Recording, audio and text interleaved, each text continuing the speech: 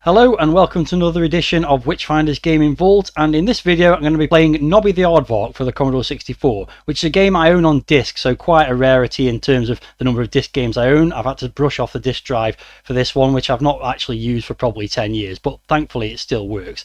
The game itself I've owned for probably more than 15 years, never really played it that much, so this is my opportunity to do so. So let's take a look at the fact file for this one. And Nobby the Aardvark was released in 1992 in the UK.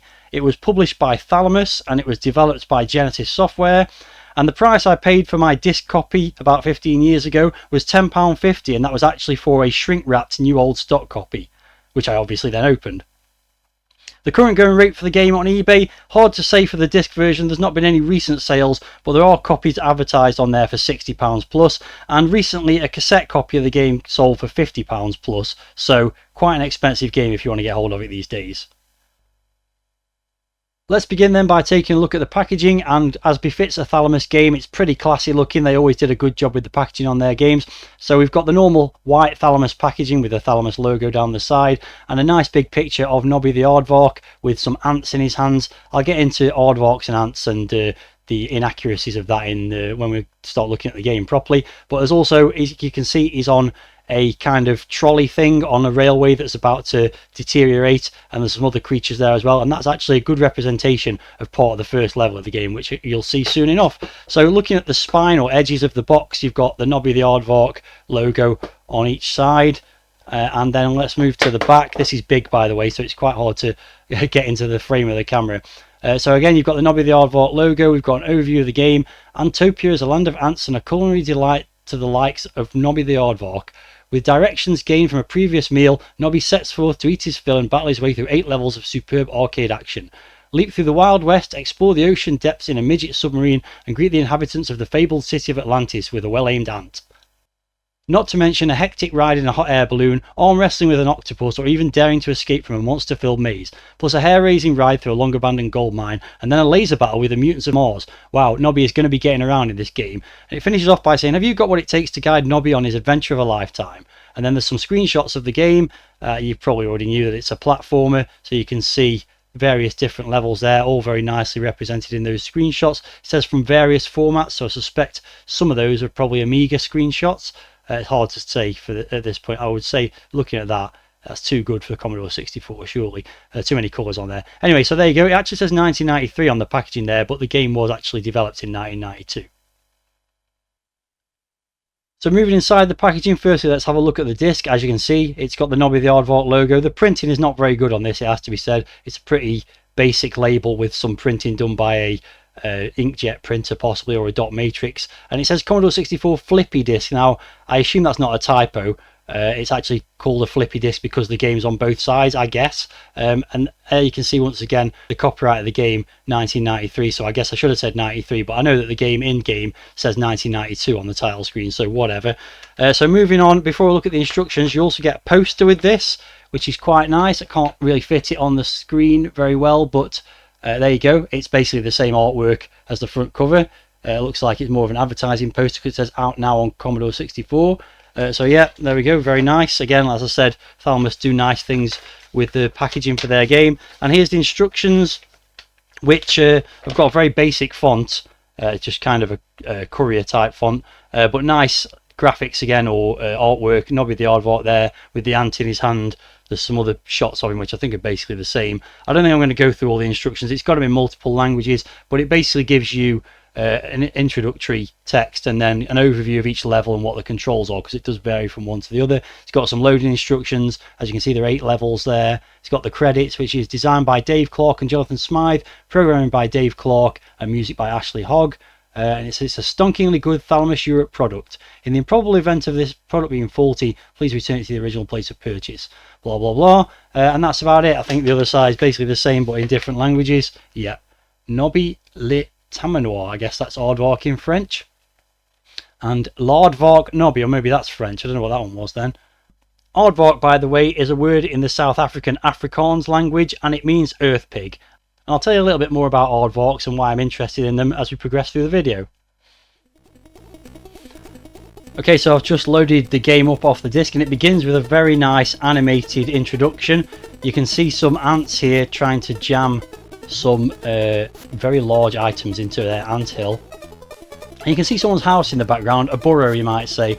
So aardvarks, I'm a big fan of aardvarks, they're my favourite animal, and the reason for that really came from when I went to South Africa and I went on a safari, and they gave you a guide to all the different animals you might see on the safari, and I saw the aardvark on there and I thought, wow, that would be an awesome thing to see. I never saw one because they're nocturnal and very hard to spot in the wild, but since then I've become a big fan of aardvarks. So anyway, here we go. The aardvark has picked up the last ant and he's having a conversation with him about the well, basically the ant's telling him that there's a place that's positively overrun with nice fat juicy ants called Antopia. So basically he's going to convince him to I think to save his own life, this ant, and Nobby's going to head off to go to the Antopia place instead, and that's the scene for being set for the game. And there you go, that was the introductory thing, which is very nicely done, nicely animated, and you get a lovely loading screen here as well. It's now loading in the main menu for the game.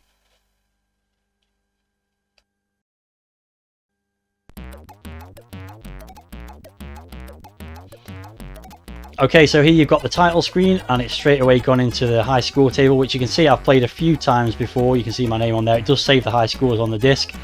So you've got all the credits, which I've already mentioned, and it will go back to the title screen eventually, and I think it goes into a demo as well. It's got some nice music in the background, all very nicely presented, very slick, as was the case with most Thalamus games. So yeah, here we go, here's a demo of the first level with Nobby going through it, which I'm obviously going to be playing in a moment, so I won't get into too much. So yeah, I guess just get started really. Just very nice presentation so far. You can see the graphics are very nice, but let's get the game started and see how we get on. So yeah, Nobby is starting in America in 1951 AD for some reason, which is a bit odd because aardvarks come from Africa. They only live in Africa. They're not to be confused with anteaters. Aardvarks don't eat ants, they actually eat termites, so that's a bit strange as well. But let's not dwell on that too much. I think this character is very much inspired by the blue aardvark that was in the Pink Panther cartoons in the 80s, if you remember him. And he was always having a how can you say, like confrontations with an ant that he couldn't catch or something like that. So I think it's very much based on that. You could see that Nobby was blue in that opening intro sequence, although he's actually grey in game. So yeah, you can see it's very hard right from the start because you've got this moving platform and this jet of water, and if the water hits you, you lose a life. If you fall in the water, you lose a life. So this is actually quite hard right from the very, very first thing that you have to negotiate. Oh, and there you go, just a slight false move and I've fallen in the water and lost a life. Although you don't fall into the water, you just kind of fall over. So yeah, you've got to time these jumps onto these platforms just right to be carried across. So here we go, here's the first anthill, and what you can do is push down and press fire and it'll suck up some ants. You can see the number of ants coming up in the bottom right hand corner. Oh, I fired a few there. The number of ants went up in the bottom right hand corner of the status bar. And yeah, we've got a water jet here, so I've got to try and negotiate past that, and I managed to do so on this occasion. So yeah, now you can fire ants from your snout. There you go, just to show that once again. So it's a scrolling platformer, lots of things to avoid. And there's some more ants to be picked up here. So oh no, and I've got hit by a low flying bird. Picked up some more ants. You can just duck and the birds will fly over you without you hitting them, or them hitting you I should say. You can also shoot them, of course. Here's, I don't know, a fox or a cat or something, I'm not entirely sure. So there's some oil, not really clear what that's required for. And I've played the game several times and I'm still not really clear, but then I've always picked it up, so I don't know what happens if you don't pick it up. So, duck this again. Just to show that you can shoot the birds. There you go. Shot one of them. There's not really any need. I don't think enemies respawn. Oh, what's this? This is kind of a... I don't know, it looks like a beaver, but it was moving around like the Tasmanian devil, so I don't know. Some of these animals I don't think exist in It's now randomly a plane firing bombs at me. Some of these animals I'm not sure actually exist in the US. So yeah, it's a bit mixed with the concept. I don't know why you wouldn't start in Africa, given that's where aardvarks come from. Can't shoot that, or I didn't manage to shoot it. Sucked up some more ants. You don't actually have to hold down the fire button while you're doing that, I've just realised. So there's some platforms to negotiate here. Just slowly, you can see these are supposed to be clouds, I guess, because they sort of sink a little bit as you stand on them, but then if they're clouds, shouldn't you just fall straight through them? I don't know, whatever. Yeah, graphics. Ooh, he nearly got me. Graphics are really nice. Nobby is really nicely drawn and animated. He does look a bit sad, I think, but really nicely drawn and animated. The enemies are quite nicely drawn. These little things here, these are oh, you need to duck to shoot these, do you? They crop up. Ooh, yeah, nice to avoid that. They were on the front cover of the missed the jump on the box art, and you'll see that where they fit into the game in a moment if I get there. Let me just get back to that point. I say, don't think the majority of enemies respawn, so that's one good thing about the game. There are some very tricky jumps to do though, like those ones. Oh yeah, I've missed it again. You've got kind of a leap of faith here. The platform at the top there, you've got to jump right off the edge of it onto this platform, the rocky platform on the left, and I've missed it again. So let me get back to there again.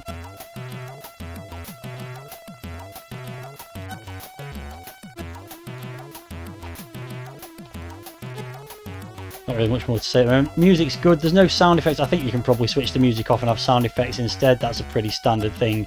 But there's no sound effects, only music. But the music's really nice and it's different for each level. Let's see if I can get this right this time. There we go. Top up on ants again.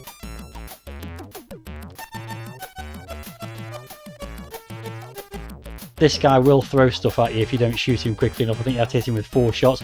Those platforms above are spiky ones, so you can jump and you won't die, but if you land on them you'll lose a life, so definitely want to avoid that. Oh, and the low flying plane below me got me then, I think. Bit annoying, so I'm down to 6 lives. Oh, off you go. Let's get rid of you.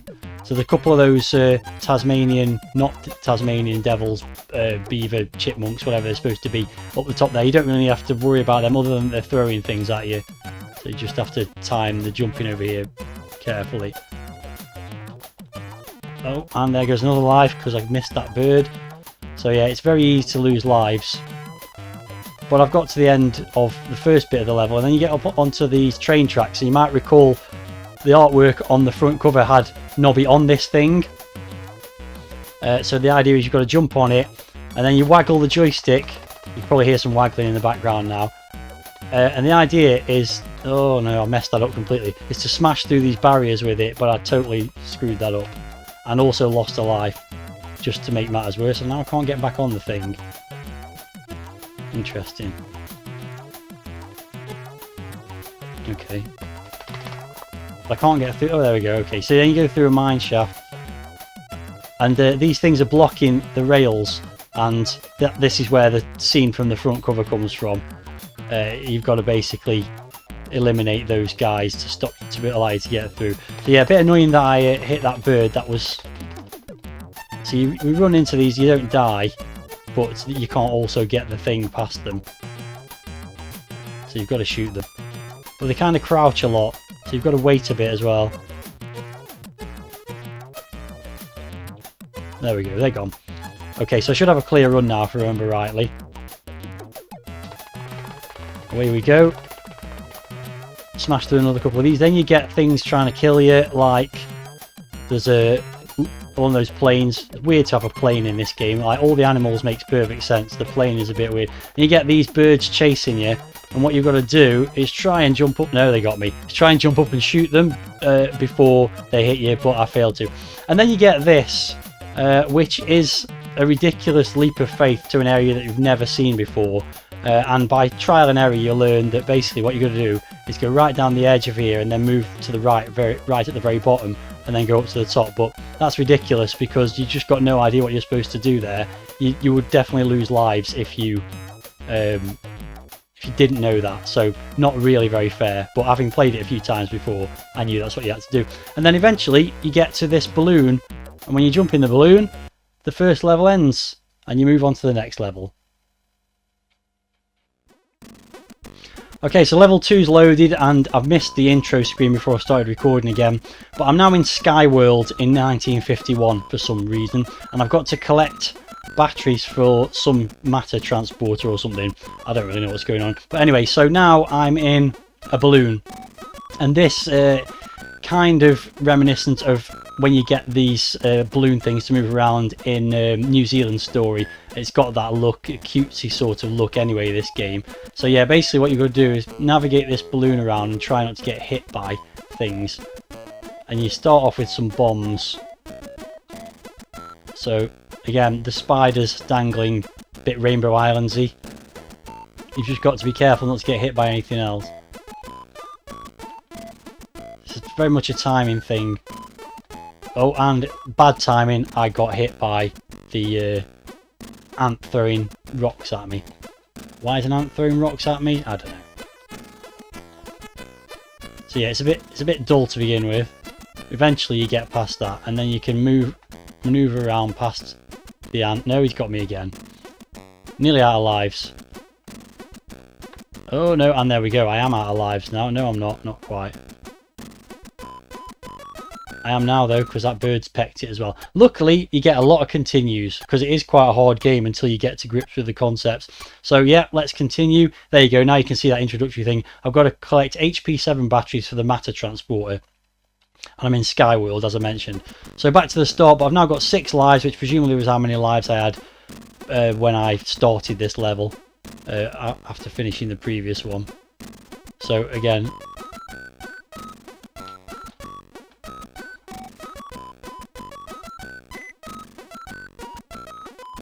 just a timing thing really.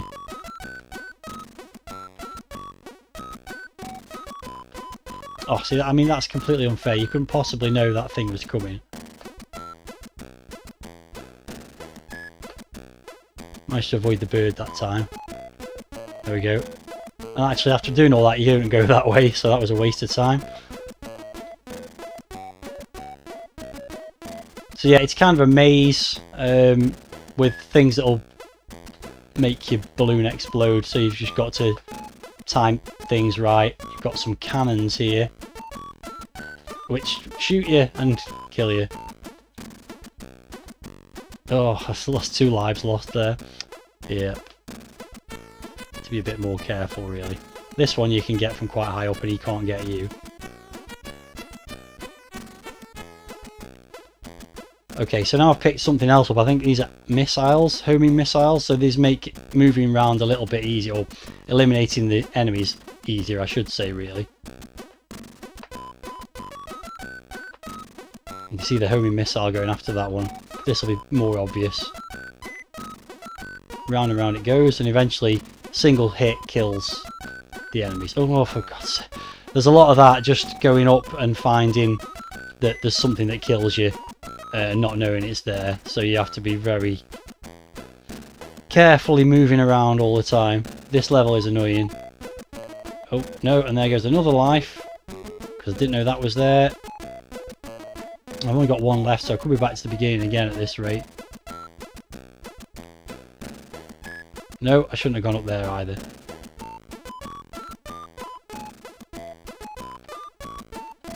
So again, nice music on this level, very jolly music, nice graphics, scrolling's great, and there goes another life. This has been a disaster so far. Oh no, I fired an extra missile that I didn't need to then. Yeah, I'm just going to kill myself off and go again. Right, so yeah, I'm going to continue off camera, off recording, and just try and get a bit further in the game towards the end of that level rather than you seeing it again, because I'm just making a mess of it at the moment. Right then, you join me further through stage 2, and I've had to play through this several times, and in fact gone back to the beginning, played through the first level, and then loaded this up again because I was doing so badly at it. But I am making some progress now, with all my remaining credits still available as well. I think I've lost one credit so far I've used. These homing you can't hang around for so long. These homing missiles are annoying because sometimes they go right on the guy you want to, and other times you just don't get close. It's a case of very slow progress through these levels, and there's a lot of dead ends as well, so you've got to know where you're going and play through multiple times to work out where you're supposed to go. Okay, I've still only got 2 homing missiles left. Oh, what is that? That's gonna... This thing fires an arrow at you. Oh, I got it. That's good. Okay. Assume I'll go this way. Yeah, there's some spiky things to get through here. They're gonna... Oh, they're gonna burst you. And I fell in the water. Oh dear. Yeah, it's pretty hard, the game. You do get a lot of lives, to be fair, and a lot of credits, so fair play on that score. I'm just going to dash across here. I hope something doesn't hit me because I've got no weapons left now. So, annoyingly, when you lose the homing missiles, you don't get the bombs back. So you've got no weapons at all now, which seems a little bit on the unfair side. I think it's through here I've got to go, but it's try. Oh, I've got 2 lives left. I really want to get to the end of this level before I lose all the lives. I know I'm getting pretty close now, but I still can't remember exactly where to go. Is it up here? Oh, come on. Got 2 lives left. Must be down then. Yeah, through this gap here. Very precise movement required. It's ridiculous you've got no weapons when you run out of the homing missiles. It should default back to the other ones. Okay, right. This is what I've got to get. I've just got to get to it the right way. So I've got 2 lives left, so hopefully I'll make it. Here we go. Down here? Yeah.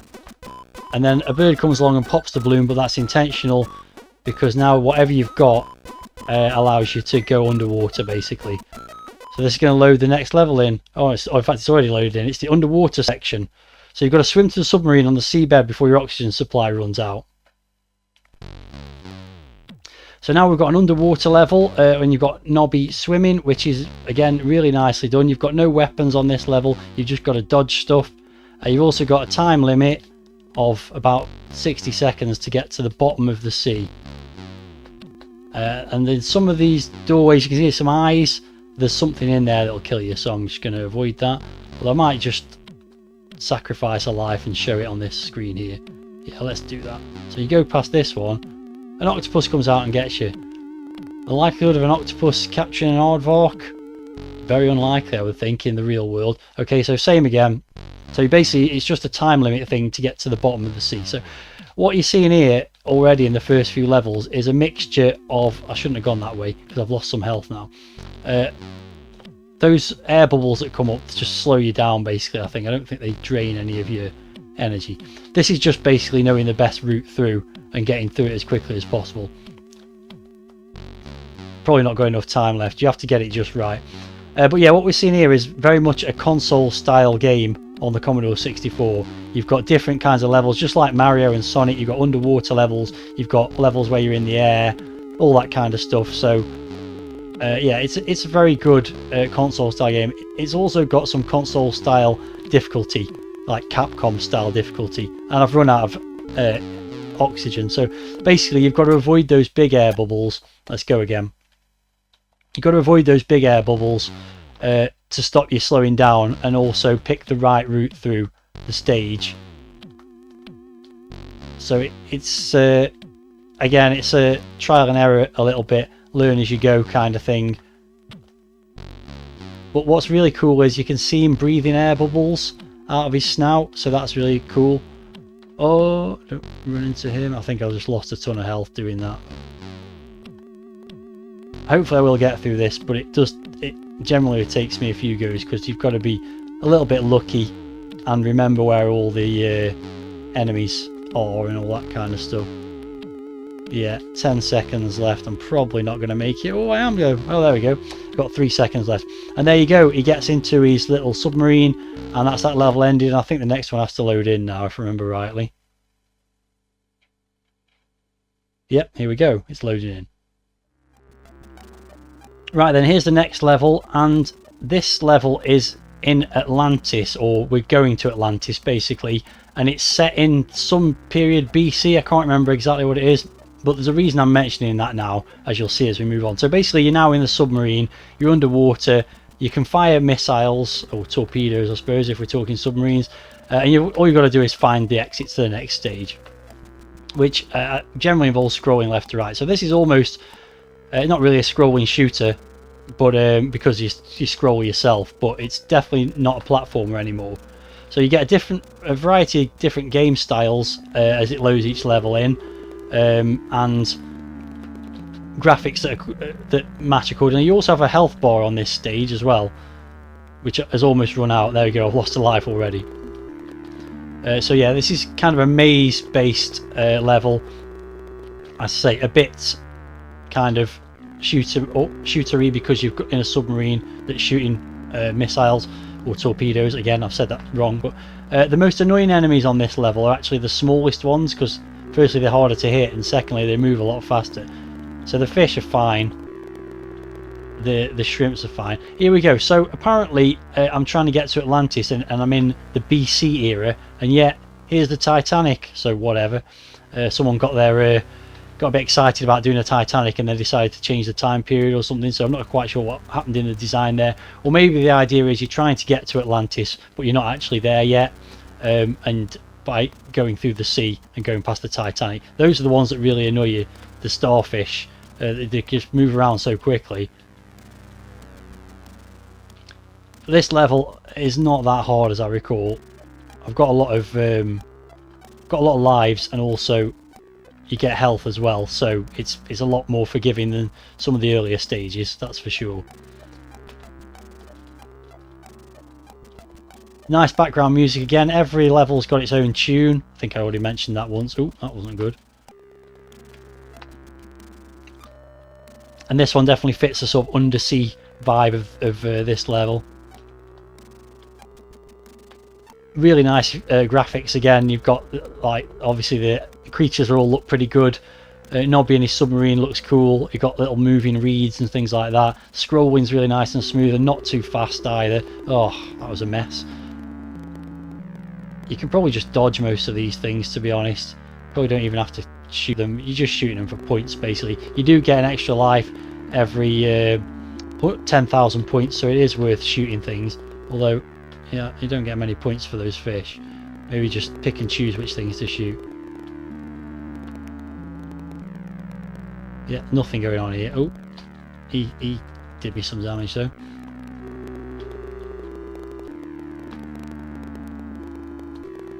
It's interesting that the fish kind of fall off the screen when you shoot them. I'm down to 3 lives now. Don't think there's that much further to go in this level. I can't really remember, but gets some pipes and stuff around here, so it's a little bit more mazy now. That's annoying, isn't it? Look at that starfish bouncing back and forth there. There's no way that's not going to hit me. Oh, it's gone. Yeah, so things do kind of move along the platforms even though it's supposed to be under the sea. No, I've obviously gone the wrong way there because I can't get out. Down here? Nope. Must be back this way. Yeah, okay. Yeah, that was bound to be a dead end. Try and be a bit more careful, though I have just got an extra life again. So just more about me and Aardvarks. It's probably more than 10 years ago. It was when one of the play or replay events was on at Blackpool when I was helping out. But we went to Blackpool Zoo and did a little mini zookeeper experience and fed the Aardvarks, and there's actually a video of that on my channel if I remember rightly. So if that does exist, I will put a link to it in the corner of the screen now while I'm progressing through the sea. There was no... Here we go, I've made it to the end now. Funnily enough, there was no submarine based Aardvarks in in Blackpool Zoo, just regular aardvarks, but it was a cool experience to feed them. As you can see now, I've got to flip the disc over and press space to load the other side, so I'll do that and load the next level in. Okay, so level 4 is loading. As you can see, Atlantis City, 340 BC. So yeah, that previous stage also said it was 340 BC, and yet the Titanic was there. So yeah, whatever. So this one, we're back to platforming now, but you don't have to pick up the ants anymore. You've just always got them. We've got some of the same obstacles, so you can see straight away the jets of water that were at the beginning of the first level. The spikes on the ground. There's different kinds of enemies, and again we're in the city of Atlantis. There's a merman of some kind. This one's got quite scary music, I suppose you'd say. These are the annoying enemies in this level. These little purple things, they take quite a few shots to kill and they move quite quickly, so quite often they'll run into your path. So we're back to sort of standard platformer at this point. There's a, I don't know, there was a monk there. This level is hard and I've never got past it, and I'm probably not going to get past it. See here, what am I doing here? You've got no idea. It's basically a leap of faith kind of thing. As it happens, it's not a leap of faith into anything particularly dangerous, but here you've got to jump through these mines or bombs or spikes or whatever they are, and again jump through it, and if you get it wrong you die, and then it puts you back and you have another try. Yeah, so it's definitely getting more difficult now. Not that it wasn't difficult on the first couple of levels, but there's lots of things that are hard to kill on this level. Like this guy here, he's going to jump there and then he just stays there. So you can't get past him really without losing a life. It's not really very fair. See, impossible. There's just no way. Yeah, there you go. There goes the life I was talking about. So you've got to, I think you have to move through the level quite quickly to deal with some of these, and then you get, I don't know, a frog in an Ed 209 mech suit. So yeah, they're very advanced in Atlantis. Clearly, I've only got one life left, so I'm not going to get much further. Spikes again. Annoying blobby things. Monks that shoot at you. I don't know what happened there. I got knocked off by something. Anyway, I'll continue again. I've got a few credits left, so see if I can get a bit further. I go back to 7 lives as well by continuing, so got a bit more chance to get through it. But I'm probably going to wrap it up fairly soon because I've been playing for quite a bit. And you haven't experienced it while I was recording, but several moments during this have been very infuriating. Again, I think you're probably better off just jumping over those, because trying to shoot them just seems to be impossible before they get to you. So it's an interesting selection of enemies in this stage with the monks and mech frogs and things. But there you go. You can get, it is possible to get through those two things without dying, but it's rare. No, the merman didn't show up on that bit that time. So I think here with the frog thing at the top, I think the key is to just get up to the top really quickly. There we go, and blast it. There we go. So I didn't lose a life there. There goes a life though. Again, that's probably timing. It reminds me of the Ed 209 at the end of the Robocop arcade game, the first stage of that. So after this, we've definitely got the monk that fires at you here, and yeah, he got me. He fires as soon as he comes on the screen, so again, difficult, down to 3 lives. And of course the issue is you're gonna have to restart from the beginning every time you lose a credit. So there you go, just wait and they kill themselves, it seems. What have we got next? Bit of platforming action. Yeah, be careful here. Pretty sure there's another mech thing here. Yeah, there we go. But that time he just walked towards me, he didn't fire at me. So we've got 2 lives left. Those monks are deadly. Deadly monks. Have I killed him? No. Oh, there's 2 of them. Yeah. Just as soon as they come on screen, they get you. Come on then, what are you doing? Oh. Yeah, the erratic movement of the enemies is very hard to predict in this level. Who'd have thought little frogs? They're so cute as well that they'd be so deadly. What have we got next? Spikes. Okay, so down now, I guess. Yeah, no idea what's coming now. This is as far as I've got in this. I've got 1 life left. Can't see myself. Okay, so clearly I've got to go over the opposite side of there. And then down to the left. Yeah, and I'm dead. Yeah. I'll give it one more attempt, but I doubt I'll get much further because, yeah, some things you just can't seem to avoid. So this is where it gets, like, so difficult that it just gets annoying. Because you can't make any progress.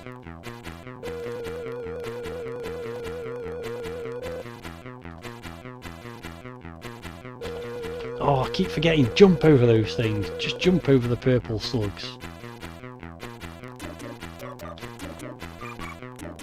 That guy definitely doesn't fire at you, but the others all do.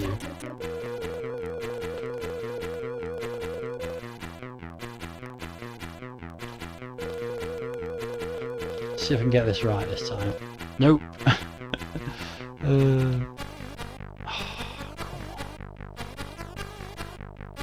He's back. So I'm already down to 3 lives and I've got nowhere in the level again. It just seems to be really difficult at this point.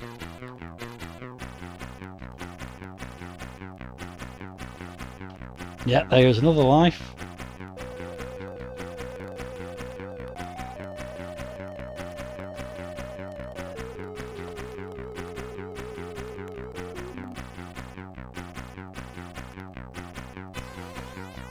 No, he got me. Literally, as soon as you get in his eye line, he's shooting you.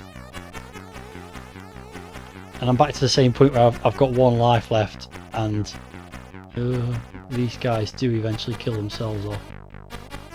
Hopefully. Yeah.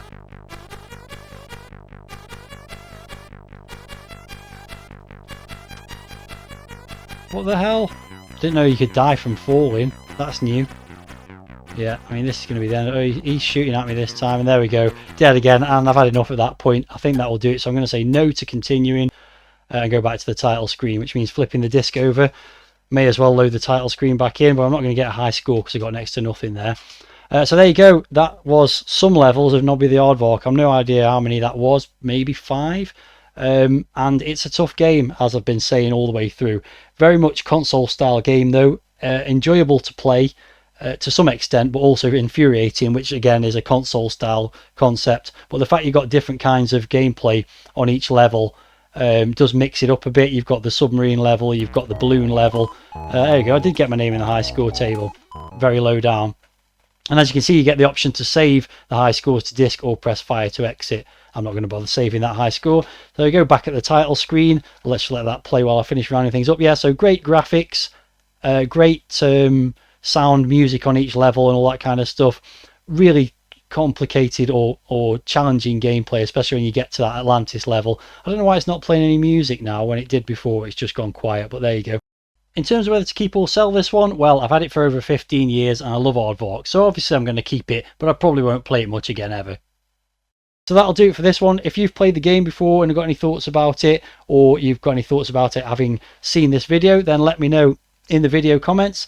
And that just means that all that remains is to spin the wheel of names to decide which of the games I'm going to be playing next from my collection.